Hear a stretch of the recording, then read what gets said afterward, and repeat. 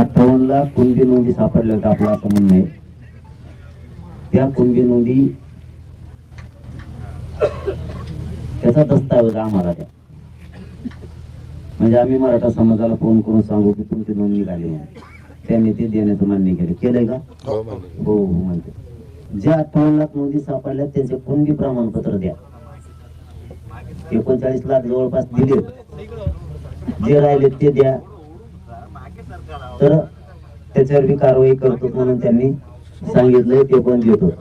मराठा आणि कुणबी याला सेपरेट मंत्रालय स्थापन करा हे त्यांना सांगितलंय. त्याला मी महिना नाही ऐकत साहेब. त्याला म्हणतोय, त्याला नाही ऐकत महिना.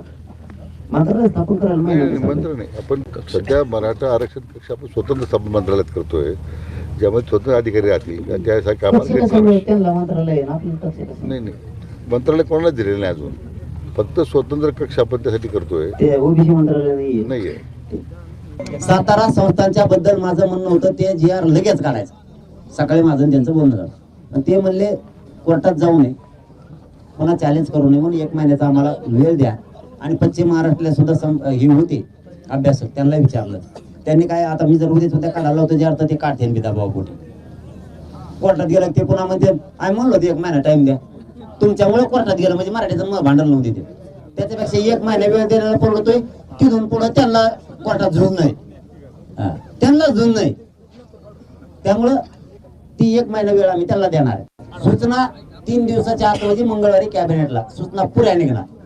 फक्त महिन्याचे 2च विषय, केशरचा एक विषय सरसकट राज्यातल्या आणि एक सातारा गॅजेटचा महिन्याचा विषय.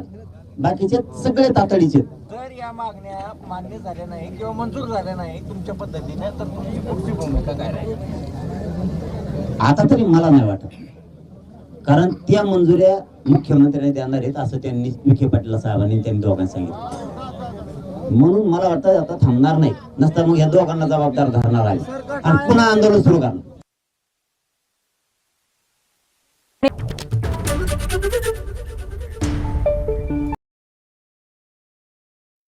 तर काय तोडगा निघाला हे आपण जाणून घेतोय. ज्यांच्या नव्याने नोंदी सापडल्या आहेत त्यांना तात्काळ कुणबी प्रमाणपत्र देण्यात यावी ही प्रमुख मागणी जरांगे पाटील यांनी केली होती.